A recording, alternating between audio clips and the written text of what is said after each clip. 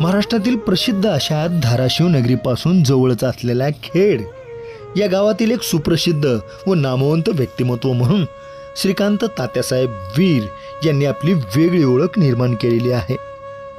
शेतकरी, कष्टकरी आणि माळकरी अशा कुटुंबामध्ये जन्मलेले हे श्रीकांत वीर आईवडिलांच्या सुसंस्काराखाली वाढलेले आहेत आणि घडलेले आहेत। शालेय शिक्षण घेत असताना त्यांनी शेतीच्या कामामध्ये आपल्या वडिलांना नेहमीच मदत केलेली आहे। घरची कामे करत करत ते मन लावून शिकत गेले आणि विधी व न्याय विभागामध्ये त्यांनी पाऊल ठेवले। मागच्या 22 वर्षांपासून ते छत्रपती संभाजीनगर येथे उच्च न्यायालयामध्ये विधिज्ञ म्हणून उत्कृष्ट कार्य करत आहेत। ग्रामीण भागामध्ये वाढलेले आणि शेतकरी कुटुंबामध्ये जन्मलेले हे श्रीकांत वीर जगाचा पोशिंदा असणाऱ्या शेतकऱ्यांप्रती मोठा आदरभाव ठेवून असतात। सामाजिक बांधिलकी म्हणून त्यांच्या प्रती ते नेहमीच आपला वेळ देतात आणि त्यांची बाजू सक्षमपणे मांडतात। यामुळे लाखो शेतकऱ्यांना करोडो रुपयांची आर्थिक मदतही मिळालेली आहे, परंतु त्याचा कधीच ते गवगावा करत नाहीत, म्हणून त्यांचे सर्वत्र नेहमीच कौतुक होत असते। छत्रपती संभाजीनगर या मोठ्या शहरामध्ये सध्या ते स्थिरावलेले असले तरी गावखेड्यातील माणसांचा प्रचंड मोठा आदर सन्मान त्यांच्याकडे दिसतो। म्हणून अशा या आगळ्या वेगळ्या आणि नामवंत व्यक्तिमत्वाच्या ॲडव्होकेट श्रीकांत तात्यासाहेब वीर यांच्या आजवरच्या या यशस्वी जीवन कार्याचा आढावा घेणारी आमचे मुलाखतकार संतोष रोकडे यांनी मांडलेली ही विशेष मुलाखत पहा आपल्या न्यूज वन महाराष्ट्र वाहिनीवर।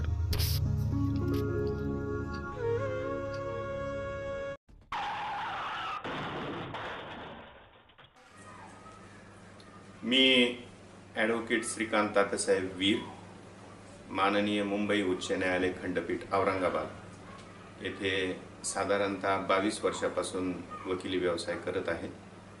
मी तसा मूळचा मौजे खेड तालुका जिल्हा धाराशिव येथील रहिवासी आहे।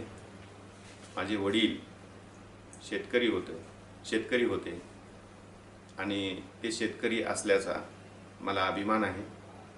मी माझ्या सामान्य अशा गावामधून ग्रामीण भागामधून 22 वर्षाखाली प्रवास करून इथे वकिली व्यवसायासाठी आलो आणि चांगल्या प्रकारे वकिली व्यवसाय करून एक चांगलं जीवन व्यतीत करण्याचा प्रयत्न करत आहे।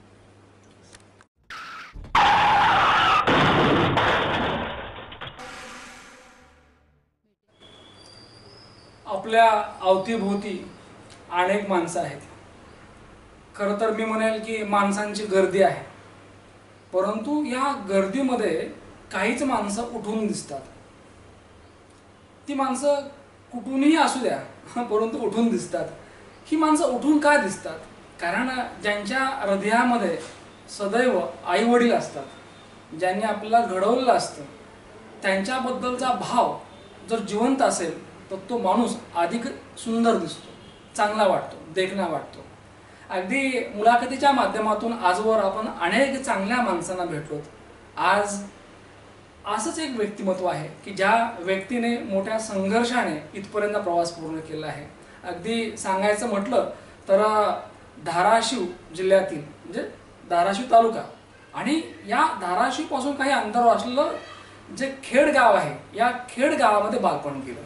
अगदी एका शब्दात सांगायचं म्हटलं तर अगदी खेड म्हणजे खेड्यापासून ते छत्रपती संभाजीनगर हा जो प्रवास आहे तो वाखाणण्याजोगा आहे आणि याचं श्रेय जातं ते फक्त पिताजी आणि माताजी।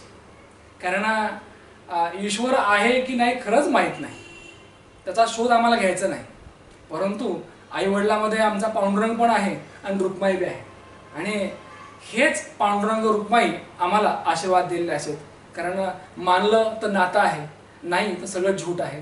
अगदी आईवडिलांच्या पुण्याईने म्हणजे फक्त माताजी आणि पिताजी यांच्या पुण्याईने इथपर्यंत प्रवास पूर्ण केलेले सन्माननीय वकील साहेब वीर साहेब आपल्यासमोर आहेत। साहेब, मुलाखतनामा या महाराष्ट्रातील लोकप्रिय कार्यक्रमात तुमचं स्वागत। अगदी सुरुवात करूया।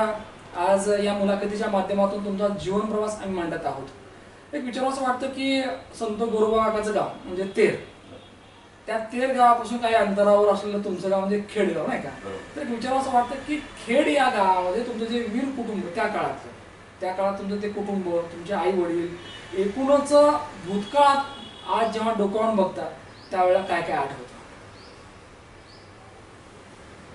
माझं बालपणीचं सर्व शिक्षण जे आहे ते माझ्या गावामध्ये झालं आणि गावामधून प्रवास करत असताना आजपर्यंत इथपर्यंत पोचत असताना माझ्या नजरेसमोर आजही माझं संपूर्ण गाव आहे.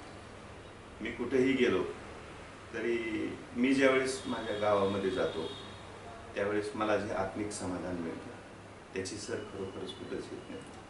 एक कवी असं म्हणतो की अंबर की हो ऊंचाई, सागर की हो गहराई, मेरे दिल में समाई बस मेरी माई. क्या बात आहे. कारण ना मी कुठेही गेलो तरी मला फक्त माझी आई आणि वडील दिसतात. कारण आत्ता बघतो आपण साहेब की भौतिक सुख लोकांना पाहिजे आहे. मोबाईल नाही भेटला तर अगदी मग आई वडिलांच्या अंगावर देखील एक तयारी असते किंवा परत बोलण्याची म्हणजे उलटं बोलण्याची पण तयारी असते किंवा आई वडील नकोच ही भावना आहे. परंतु आपल्यासारखी माणसं फार कमी आहेत की या महानगरामध्ये येऊन सुद्धा आई आणि वडील यांचा जो काही धावा आहे त्यांच्या नावाचा तो अगदी सुरू असतो अखंडपणे. सर विचार असं वाटतं की लहानपणी तुम्ही जे तुमचे पिताजी जवळून पाहिले, खरं माताजी जवळून पाहिल्या, ज्यांनी तुम्हाला घडवलं, त्यांच्या अवतीभोवतीचं आयुष्य कसं होतं तसं?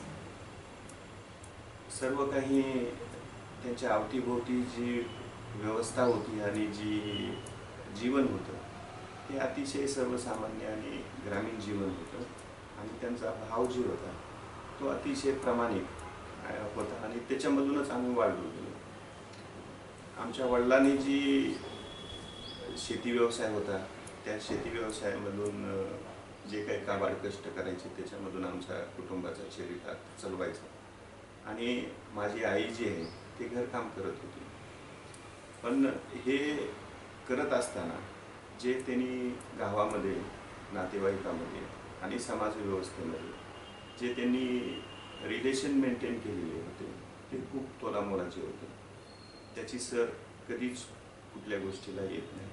अतिशय सात्विक आणि प्रामाणिकपणे त्यांनी आयुष्य जगलं आणि ते जगत असताना आम्हाला त्यांनी फोकस केलं की तुम्ही जी आहे ती शिक्षणावर भर द्या आणि त्याच्यामधून तुम्ही तुमची प्रगती करून घ्या आणि त्याच्यासाठी आम्ही तुम्हाला जे पाहिजे ते सहकार्य करण्यासाठी तयार आहे. न्याय पाहिजे असेल तर लोक न्यायालयात जातात, तिथे न्याय मिळतो.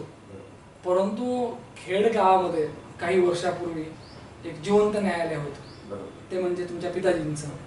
पिताजी खरं तर जास्त बोलत नव्हते, परंतु जर बोलले तर लोक डावलत नव्हते. तर पिताजींचं जे चालतं बोलतं न्यायालय होतं ते सांगा मला. आमच्या घरामध्ये खरोखर आमच्या वडिलांच्या काळामध्ये त्यांना 2 भाऊ आहेत, म्हणजे मला 2 चुलती आहेत आणि आमची भावकी आहे. कधीही कुणामध्ये आतापर्यंत जे आहे ते भांडण तंटा वगैरे न्यायालयापर्यंत गेलंच नाही. का तर त्यांच्या शब्दांना तसा मान होता आणि तो जो शब्दांना मान आलेला होता त्याच्यामध्ये त्यांचा कधी वैयक्तिक स्वार्थ नसायचा.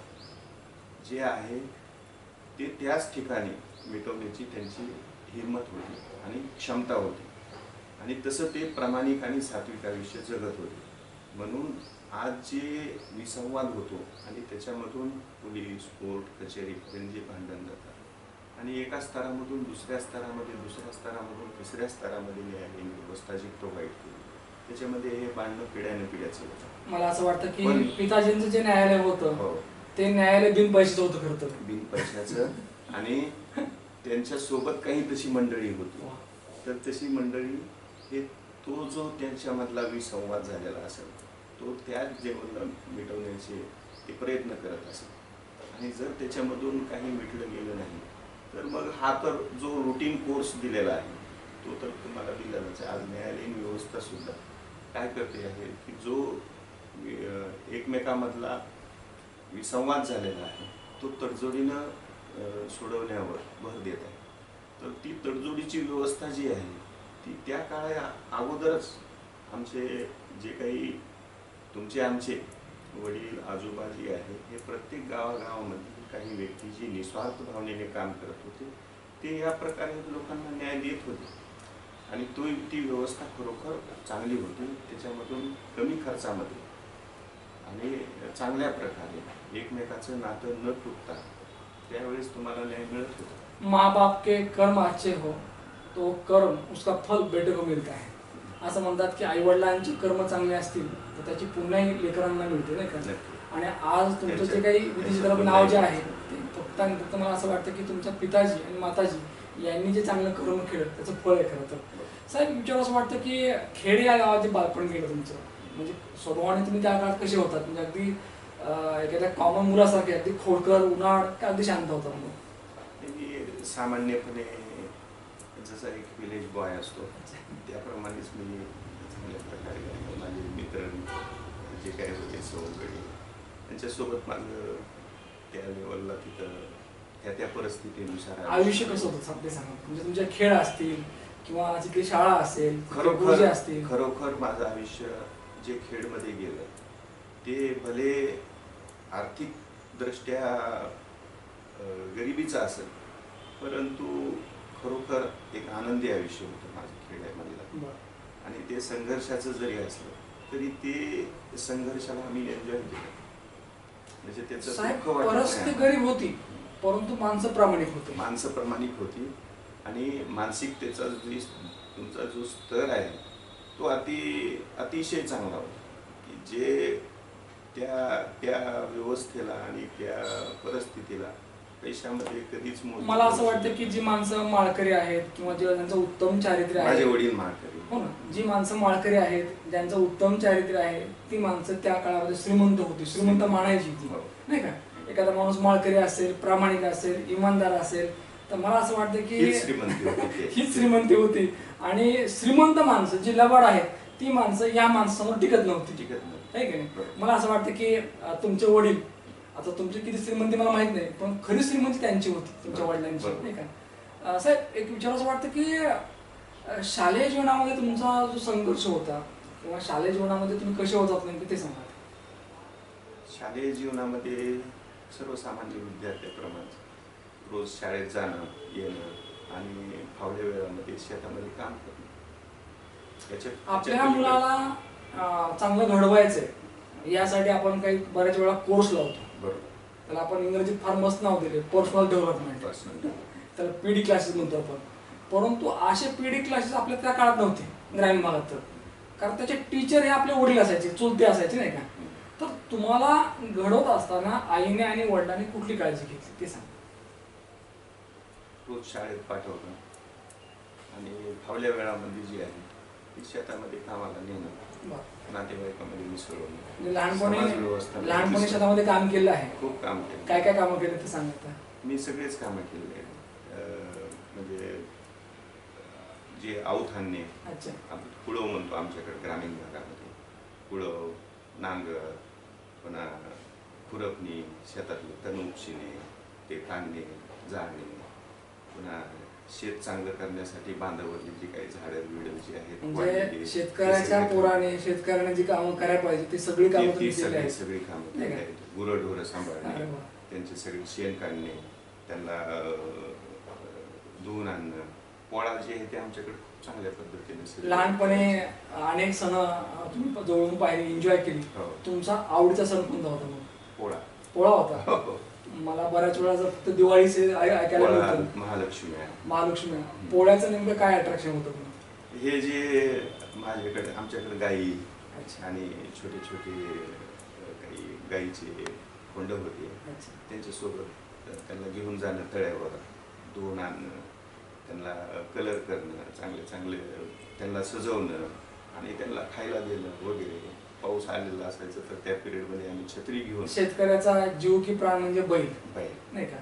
अगदी पोळा हा सण आजही खेड्यामध्ये तितक्याच उत्साहाने आपण साजरा करतो आणि तुम्ही तो एन्जॉय केलाय खरं खूप चांगल्या पद्धतीने. साहेब आज खरं तर काळ पुढे निघून आलाय खरं तर नाही का. आज मागं वळून सुद्धा पाहायला वेळ नाही परंतु ज्या ज्या वेळेला मागे वळून बघता त्यावेळेला खेड या गावातलं अशी कुठली गोष्ट आहे तुम्हाला आजही कायम लक्षात आहे आणि ती गोष्ट तुम्हाला गावाकडे खेचून नेते?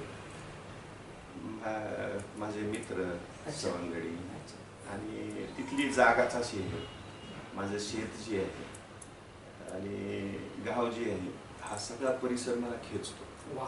आणि तो पूर्ण परिसरामध्ये गेलं, खरोखर मला माझ्या गावामध्ये एंट्री केलं की जे आत्मिक समाधान मिळतं ते खरोखर त्याची सर कुठंच येत नाही.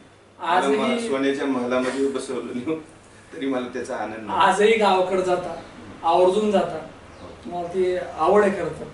इथं तसं तुमच्या संभाजीनगरमध्ये या हायकोर्टामध्ये तुम्हाला भरपूर कामाचा व्याप आहे, पण यातनं सुद्धा वेळ भेटला तुम्ही गावाकडे जाता. गावाकडे गेल्यानंतर त्या गावात जेव्हा एंट्री करता, म्हणजे तुमचं घर आहे आता, परंतु सगळी माणसं तुम्हाला तिथं पाहायला मिळतात, सगळी भेटतात, तीच बांधा आहेत, ते शिवार आहे, नाही का. परंतु दोन व्यक्ती मात्र भेटत नाहीत, दिसत नाहीत, म्हणजे माताजी आणि पिताजी. त्यांचा शोध घेता का नाही? आम्ही, माझे आई वडील शेवट त्यांच्या आयुष्याच्या उतारवयामध्ये आमच्यापाशी राहायला आले. माझे 2 भाऊ सुद्धा इथं आहेत. अच्छा. पण त्यांचा अंत्यविधी जो आहे तो आमच्याच गावामध्ये झाला, खेडेगावातच. खेडेगावातच झाला. मी तिथे गेलो की प्रथमतः मी त्यांच्या समाधीचं दर्शन घेतो वा. आणि मग मी बाकीकडे जे आहे तिथे. मला असं वाटतं की तुम्हाला त्या समाधीचं दर्शन घेतल्यानंतर जो आनंद मिळत असेल, कदाचित तुला आतून आवाज सुद्धा येत असेल बऱ्याच वेळेला, जर नीट ऐकला तर, नाही का. साहेब, ज्या वेळेला एकटे असते, मला काल्पनिक प्रश्न विचारायचा खरं तर, की आज या क्षणाला जर माताजी आणि पिताजी तुमच्या समोर आले, त्यांना काय सांगाल? आमचं म्हणजे सांगण्यापेक्षा एक आई वडील आणि मुलाचं जे प्रेम असतं, त्यांच्या फक्त जी तुमचं प्रेझेन्स असतं त्यांच्या आजूबाजूला, तेच खूप मोठं असतं. म्हणजे त्याला शब्दांची जोड देऊन जोड देण्याला काही अर्थ नसतो. साहेब, मी काल्पनिक प्रश्न विचारला, परंतु एक सांगतो मी की माताजी आणि पिताजी हे तुमच्या अवतीभोवतीच खरं तर. कारण एक सांगतो बरोबर की मुलं मोठी होतात, आई वडील निघून जातात, आम्ही जातो आमच्या गाव, आमचा राम घ्यावा. परंतु एक असतं की जीव घुडमळलेला असतो लेकरामध्ये, आणि तो तुमच्यात आहे खरं तर, नाही का. म्हणून सतत ती जाणीव ठेवा की ते तुमच्या बरोबर आहेत. साहेब विचार आमच्यासोबत. डेफिनेटली असा एखादा आम्हाला विचार त्यांचा सांगा, एखादं वाक्य सांगा की जे तुमच्या कायम हृदयामध्ये कोरलं गेलं, म्हणजे माताजी आणि पिताजी यांचं दोघांचंही असं कुठलं वाक्य आहे की जे सतत तुम्हाला सांगायचं होते? शिक्षण घ्या आणि देव हा देवाऱ्यात नाही, देव माणसामध्ये. हे खरोखर माझी आई म्हणायची माझ्याशी आणि माझे वडीलही म्हणायचे, आणि त्या दृष्टिकोनातूनच आम्ही वाटचाल करायचो. देव देवाऱ्यात नाही, तो माणसामध्ये आहे. आणि मला असं वाटतं की तुम्ही जे तुमच्यामध्ये जे चांगुलपण आहे त्याचं कारण ते असेल कदाचित, नाही का. कारण काय असतं साहेब की या जगामध्ये श्रीमंत माणसं खूप आहेत, परंतु चांगुलपण, माणुसकी ही फार दुर्मिळ झाली. या शहरामध्ये आलात तुम्ही, या सगळ्या भौतिक सुविधा तुमच्या अवतीभोवती आहेत, परंतु तुमच्यातला माणूस जिवंत आहे. आणि आज याचं श्रेय माताजी आणि पिताजी यांना जातं. आणि म्हणून मी तुम्हाला वंदन करतो खरं तर. कारण मला मुलाखतीच्या माध्यमातून माणसं भेटतात, पण त्यांच्यामध्ये मला माणूस दिसत नाही. साहेब, विचार असं वाटतं की म्हणजे विधी क्षेत्रामध्ये हे फिक्स होतं का अगदी ऍक्सिडेंट आला? तसं विधी क्षेत्रात येणं हे फिक्स नव्हतं, पण माझ्या घरामध्ये माझं टोपण नाव जे होतं ते माझे वडील, माझे भाऊ बहीण मला कधी मध्ये पंत म्हणायचे लहानपणी. अच्छा. तर ते पंत जे त्यांनी नाव ठेवलं होतं ते मला नाही कळत कशामुळे ठेवलं, पण त्यांना वाटत असेल माझं काही बिहेवियर आणि काही त्यांना माझ्यामध्ये गोष्टी दिसत असतील की त्याच्यामधून त्यांना पंत जी व्यक्ती, पण या पंतचा अर्थ विधी क्षेत्राशी निगडीत आहे, त्याच्यामुळं ते म्हणत असतील तसं. तर माझं ज्यावेळेस शिक्षण ग्रॅज्युएशन कंप्लीट झालं त्यावेळेस मी MPSCची पण तयारी करत होतो, स्पर्धा परीक्षेची. मी स्पर्धा परीक्षेमध्ये ह्याच्यापर्यंत गेलो आहे, मेनपर्यंत वगैरे. आणि सायमल्टेनियसली मी असं विचार केला की जर स्पर्धा परीक्षेमधून मला जर यश मिळालं नाही तर मी त्याच टायमाला जर डिग्री घेतली तर मी माझ्या गावाकडे जाईन आणि तिथं कमीत कमी एक वकिली करून आपला व्यवसाय जे आहे ते व्यवसाय चांगल्या पद्धतीनं करेन. आणि जर झालं माझं MPSC मधून सिलेक्शन तर वेल अँड गुड. आणि असा 2 स्टँडवर मी त्यावेळेस प्रवास करत होतो. खेड पासून काही अंतरावर धाराशिव म्हणजे जिल्ह्याचं ठिकाण करत. हो. मग हे बऱ्याच वेळा काय असतं की आपल्या गावापासून जवळ काय आहे याचा आपण विचार करतो. बरोबर. आणि तुमचा तो जीव अक्षरशः पूर्ण त्या गावामध्येच. बरोबर. आई वडिलांजवळ. बरोबर. मग तुम्ही छत्रपती संभाजीनगर हायकोर्टाची जी तुम्ही निवड केली याचं कारण काय ठरलं? मी ज्यावेळेस LLB कंप्लीट केलं त्यावेळेस मी विचार करायला लागलो की आपण आता आपला व्यवसाय जे आहे किंवा आपलं जे पुढचं करिअर आहे ते गावामध्ये तिथं राहून करायचं का दिल्लीला सुप्रीम कोर्टामध्ये जायचं का बॉम्बे हायकोर्टामध्ये बॉम्बेला जाऊन प्रॅक्टिस करायची, असे वेगवेगळे ऑप्शन माझ्यासमोर होते. तर मला असं वाटलं की उस्मानाबादला धाराशिवला जी आहे ते आपण तिथं वकिली क्षेत्रामध्ये जर पदार्पण केलं तर मला तिथं पटकन स्कोप मिळणार नाही, का तर सगळेच ओळखी पाळखीचे आणि त्या ठिकाणी व्यवसाय उभा करायचा म्हणलं तर मला काही आर्थिक अडचणी भरपूर दिसत होत्या. त्याच्यामुळं मला थोडासा चांगला स्कोप मिळेल तर मी मुंबईचा आणि दिल्लीचा पण विचार करत होतो. पण त्याच वेळेस मी डिसाईड केलं की ते आपल्याला काही जास्त परवडणार नाही. आणि एक आपल्या लोकांसाठी जर खरोखर आपल्याला काम करता येत असेल, ज्या क्षेत्रामध्ये आपण ज्ञान कमवलं अशी तुमची धारणा आहे, त्याचा फायदा जर खरोखर तुमच्या लोकांना द्यायचा असलं तर छत्रपती संभाजीनगर जे आहे आणि उच्च न्यायालय इथं आहे, त्याच्यामुळं इथं काम करायला खूप संधी आहे. छत्रपती संभाजीनगर या मोठ्या शहराची तुम्ही निवड केली. तुम्ही मग उल्लेख केला की परिस्थिती म्हणा किंवा त्या काळामध्ये एवढं काही नव्हतं असं दळणवळणाचं साधन, म्हणून या शहरामध्ये तुम्ही आलेले नव्हतं खरं तर, नाही का? आणि इथं जे आलात ते अगदी दुसरी वेळ होती. आणि तेही अक्षरशः जो जवळ काय होतं तो एक स्टोव होता फक्त, नाही का? अगदी एक विचाराच वाटत साहेब की गावखेड्यातली मुलं जेव्हा येतात स्वप्न घेऊन एखाद्या मोठ्या शहरामध्ये, तसं टिकणं फार अवघड असतं, उभारणं अवघड असतं. कारण काय असतं की आमची तिकडली भाषा वेगळी असते, नाही का? अनुभव वेगळा असतो आणि माणसांकडे पाहण्याचा दृष्टिकोन सुद्धा वेगळा असतो. इथं आल्यानंतर सगळं चेंज झालेलं असतं, नाही का? नेमकं कुठं बघावं आणि काय विचारावं ते कळत नाही. तर इथं आल्यानंतर एक कॉन्फिडन्स होता का की आपल्याला इथं मिळ लागेल बाबा, की आपलं जम बसेल इथं? निश्चितपणे होता कॉन्फिडन्स. मी ज्यावेळेस इथं 2003 मध्ये आलो होतो, अतिशय विचित्र परिस्थितीमध्ये आलेलो होतो. त्यावेळेस मी अक्षरशः स्टोर घेऊन रूम करून राहत होतो. रूम द्यायला रूमचं भाडं देण्यासाठी आणि 2 टायमाची मेस जी आहे ती चलवण्यासाठी आपल्याकडे पैसे नसतील ह्याचं अँटिसिपेशन होतं मला, म्हणून मी स्टोव घेऊन आली. पण इथं ज्यावेळेस मी काम करायचं, फक्त काम प्रामाणिकपणे काम करण्याची जी आहे ती सात्विक भाव माझ्या हृदयामध्ये खरोखर होती. जसं असेल तसं मी चांगलं काम करणार. मी माझ्या सिनियरला ज्यावेळेस भेटलो त्यावेळेस मी त्यांच्यासमोर 15-20 मिनिटं बसलो. त्यांनी मला बरंच शब्द केला नाही. शेवटी मी त्यांना म्हणलं, सर मला जे काही तुम्ही काम असेल ते सांगा, मी ते काम करत नाही, एवढंच बोललो आणि आलो, बाहेर आलो. आणि त्याच्यानंतर मी ठरवलं की आता आपल्याला इथं न्यायालयीन व्यवस्थेमध्ये काम करायचं तर काय करायचं नाही. हे माझ्या मनामध्ये म्हणजे प्रॅक्टिस वेगळं, एज्युकेशन वेगळं. तर मी डिसाईड केलं की आपले जे सिनियर आहेत ते कोर्टामध्ये रोज बोलतात, तर ते कशाच्या बेसिसवर करत असतील. तर ही फायली जी आहेत दिसतात ते मी लिहिलेल्या फायली आहेत, त्या जर आपल्याला लिहिता आल्या तर आपण बोलू शकतो. जर लिहिता नाही आलं तर आपण नाही बोलू शकतो. आधी लिहिलं पाहिजे. त्याच्यामुळे मी अगोदर पहिल्यांदा त्यांनी लिहिलेली जी फायली आहे ती वाचण्याचा अगोदर मी माझ्या मनाशी ठरवलं. आणि मी माझ्या सिनियरच्या ऑफिसमध्ये त्यावेळेसला मेजॉरिटी, सगळ्या तर म्हणू शकत नाही का तर त्यांचं काम प्रचंड होतं, पण सगळ्या बी म्हणलं तरी चालेल, मी त्यांची एक ना एक फाईल वाचून काढली. आणि माझं पहिलं मी ठरवलं होतं की ह्यांच्या फायली फक्त वाचायच्या. आणि फायली वाचल्यानंतर मी 6 महिने असे ठरवले की आता फक्त आज कुठं ना कुठल्या कोर्टामध्ये आपलं आर्ग्युमेंट झालं पाहिजे, तिथं तोंड उघडलं गेलं पाहिजे, 4 शब्द आपण कोर्टाला बोललं पाहिजे. आणि मग पुन्हा ते झाल्यानंतर मग प्रक्रिया कशा पद्धतीनं राबते याच्याकडे मी हे दिलं, लक्ष दिलं. आणि मी इथं प्रॅक्टिसमध्ये आल्यानंतर योगायोगाने मला संघर्ष दिसत होता. पण मी ज्यावेळेस उडी मारली मध्ये पहिल्याच महिन्यामध्ये माझ्याकडे एक प्रकरण आलं आणि मी झपाटलेलो होतो त्या पिरियडमध्ये.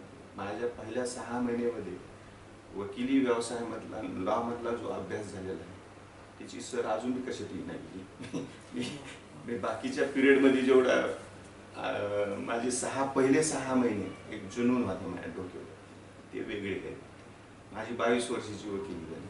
मी म्हणेन 21.5 वर्षाची माझ्या वकिलीचा अभ्यास मी 6 महिन्यामध्ये केलेला आहे पाहिले. आणि त्याच्या शिदोरीवरच मी पुढची वाटचाल करत आलेलो आहे.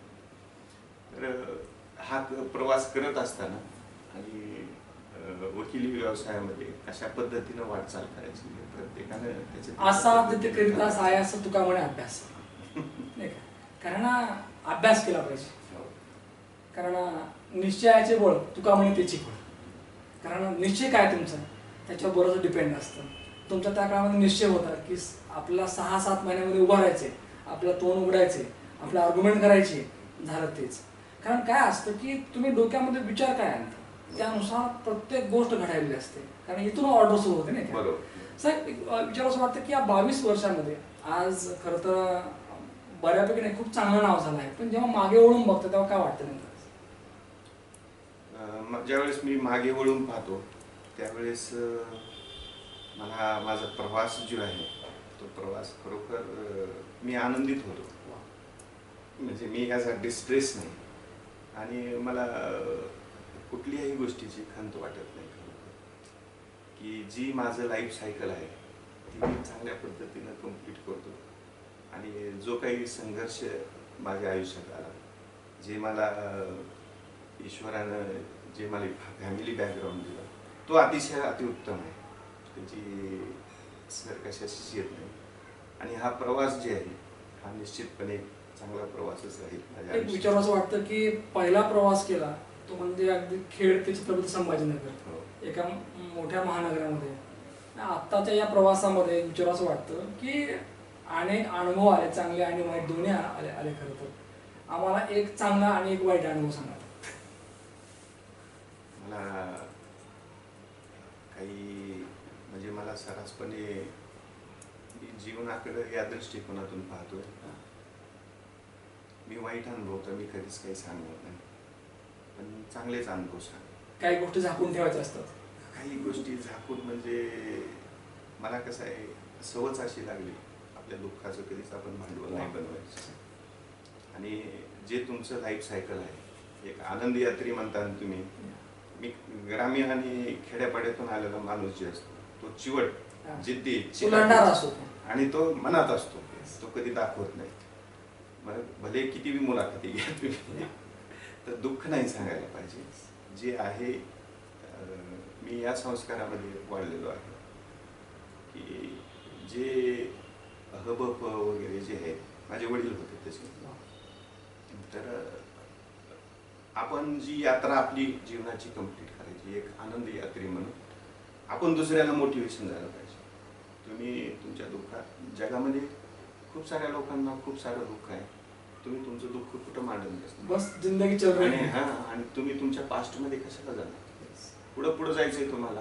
तुमच्या रिस्पॉन्सिबिलिटी सामाजिक आहेत, फॅमिली आहेत, आजूबाजूचे आहेत. तुम्ही सीमित फक्त स्वतःशी नाही राहायचं. तुम्ही सामाजिक व्हायचं तुम्हाला, सोशल व्हायचं तुम्हाला. तर त्या दृष्टिकोनातून तुमच्या आजवरच्या या प्रवासामध्ये अनेक चांगले वाईट अनुभव आले पाहिजे. कारण experience is the best teacher. अनुभव हा सर्वोत्तम शिक्षक असतो.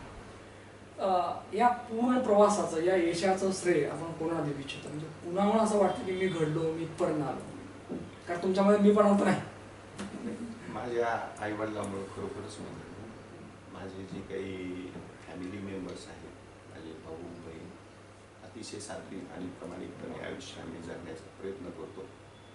आणि माझे जी सराउंडिंग आहे म्हणजे माझं गाव कुसात आहे, म्हणजे गाव कुसातलं जे माझ्यावर संस्कार झाले, जे आजूबाजूची माझी मंडळी आहे त्यांचे संस्कार माझ्यावर खरोखर चांगल्या प्रकारचे झाले. आणि त्यांना सगळ्यांना हे श्रेय देतो समाज व्यवस्थेला सुद्धा. धन्यवाद. बस काय असतं की मुलाखतीच्या माध्यमातून आम्ही हेच मांडतो, कारण आम्ही कुणामुळे घडलो याचं भान ज्या व्यक्तीला असतं त्या व्यक्तीची मुलाखत असते. कारण बऱ्याच वेळा काय असतं की मी आणि फक्त मीच.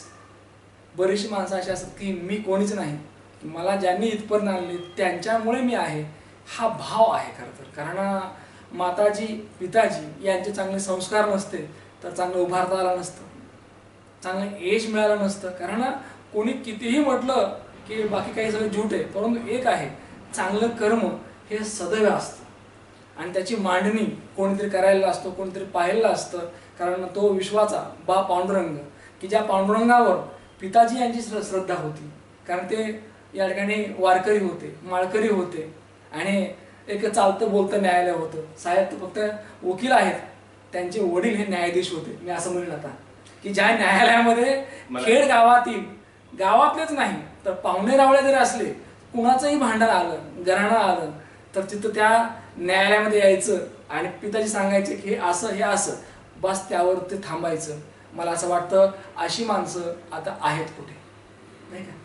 ही माणसं आम्हाला आता शोधावी लागतील. आणि खरं सांगतो की पहिली माणसं खरंच या ठिकाणी अगदी 24 कॅरेट सोनं होती.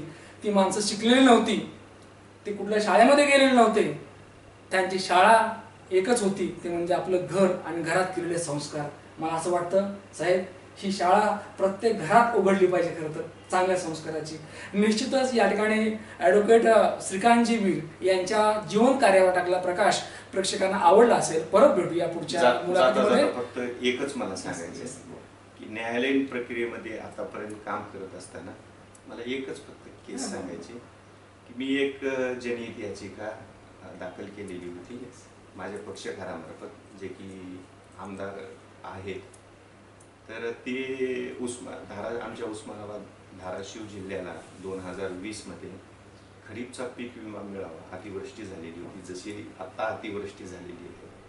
तर ती याचिका जी आहे ती याचिका पूर्णपणे माझी याचिका दुसऱ्यासोबतचीही होती. तर ती जनहित याचिका संपूर्णपणे मान्य होऊन जवळपास धाराशिव जिल्ह्याला 512 कोटी रुपयाचा विमा आम्ही मिळवून दिला. ती याचिका इन्शुरन्स कंपनी सुप्रीम कोर्टात गेली आणि सुप्रीम कोर्टामध्ये आम्ही कॅव्हेट दाखल केलं होतं. ती कॅव्हेट दाखल करण्यासाठी मी तिथं गेलो, माझ्या वकिलामार्फत जी आहे, म्हणजे मी ब्रीफिंग लॉयर असल्यामुळे पक्षकारासोबत गेलो, कॅव्हेट दाखल केलं आणि कॅव्हेट दाखल केल्यानंतर ज्यावेळेस समोरून पिटिशन दाखल झालं सिव्हिल अपील SLP, तर सुप्रीम कोर्टनं पहिल्या दिवशीच की 512 कोटीपैकी 300 कोटी जमा करता की आणखी जास्त करता असे प्रश्न टाकले. आणि आम्ही त्याच ग्राउंडवर रेडी होतो की order passed by the high court is in the form of money decree and unless and until there should be deposit the stay can't be granted. तर ह्या ग्राउंडवर जी आहे ती तिथं पहिले 200 कोटी रुपये जमा झाले आणि ते 200 कोटी जे आहेत ते पुन्हा सुप्रीम कोर्टनं तसेचे तसे कलेक्टर ऑफिस धाराशिवला वर्ग केले आणि ते शेतकऱ्यांना वाटले गेले आणि नंतरचे 312 कोटी रुपये जे आहेत ते वाटले गेले आणि अशा प्रकारे 512 कोटी रुपयाचं वाटप झालं. आणि त्याच्यामध्ये खरं सांगतो, ह्या 512 कोटीपैकी हे 3,51,057 शेतकरी होते, त्यांना हे सगळे डिस्ट्रीब्यूट झाले. ह्या श्रेयवादाच्या लढाईमध्ये आम्ही कधीच आलो नाही. आम्ही फक्त न्यायालयीन व्यवस्थेपुढे जी आहे कोर्टापुढं काम करतो. बाकीचं जी श्रेयवादाची लढाई आहे त्याच्यामध्ये बाकीचे गुंतलेले असते. आम्ही आतापर्यंत कधी त्याच्याविषयी बरेच शब्द सुद्धा केले नाही किंवा त्याचं भांडवल केलं नाही. आणि आम्हाला असं भांडवल करण्याची हे पण नाही, म्हणजे कुठली सवय पण नाही. आपण आपलं काम करत जायचं, जे आहे ते त्याचे रिझल्ट ते आपण जे तो आहे हा. आणि ह्याच्यामध्ये आम्ही अतिशय नॉमिनल फीसमध्ये काम केलं की 512 कोटी रुपये वगैरे ते तुम्ही ज्यावेळेस ऐकता त्यावेळेस मी ज्यावेळेस गावात गेलो हे निर्णय झाल्यानंतर लोक असे 500 कोटी 200 कोटी 300 कोटी असे शब्दप्रयोग ज्यावेळेस करायला लागले तर त्यावेळेस ती मला म्हणाली की हे ऍक्च्युअल कधी भेटतील. मी त्यांना म्हणायचं, अरे आपल्याला कधी 500 200 300 कोटी शब्दप्रयोग तरी तोंडात ऐकले होते का? ते शब्दप्रयोग तरी आता तोंडातून निघायला लागले आहेत आपल्या. तर ह्याच्यामध्येच समाधान आहे. आम्ही कुठल्याही वैयक्तिक कारणासाठी किंवा त्याच्यामधून आम्हाला काही जास्त प्रकारचं अर्थार्जन वगैरे झालं अशातलाही काही प्रकार नाही. फक्त एक सामाजिक बांधिलकी शेतकऱ्याविषयी आणि जी जनसामान्याविषयीची आमची जी बांधिलकी आहे त्या भावनेतून आम्ही काम करतो. बाकीच्या गोष्टी खरोखर आमच्या पुढं म्हणजे कवडी मोल आहे आणि ह्या भावनेमधूनच आम्ही वाटचाल करत आहोत. धन्यवाद. शेतकऱ्याच्या लेकरानं शेतकऱ्याला न्याय दिला, मी एवढंच म्हणेन. आणि आजवर तेच केलं आहे की या हायकोर्टामध्ये, या उच्च न्यायालयामध्ये जो कोणी येतो, जो कोणी न्याय मागतो त्याच्या बाजूने उभं राहायचं, त्याची बाजू घ्यायची, त्याला न्याय भेटला पाहिजे. आणि मला असं वाटतं की संस्कार पिताजी आणि माताजींचे आहेत आणि त्या संस्कारामुळेच हा प्रवास घडलाय. खरं तर साहेब, तुम्हाला चांगलं दीर्घ आयुष्य लाभो आणि अनेक लढाया आपण न्यायालयातल्या जिंकाव्यात यासाठी तुम्हाला शुभेच्छा. निश्चितच या ठिकाणी ॲडव्होकेट साहेबांची, वकील साहेबांची घेतलेली मुलाखत तुम्हाला आवडली असेल. परत भेटू या पुढच्या मुलाखतीमध्ये. तोपर्यंत पाहत राहा न्यूज वन महाराष्ट्र चॅनल. धन्यवाद. धन्यवाद.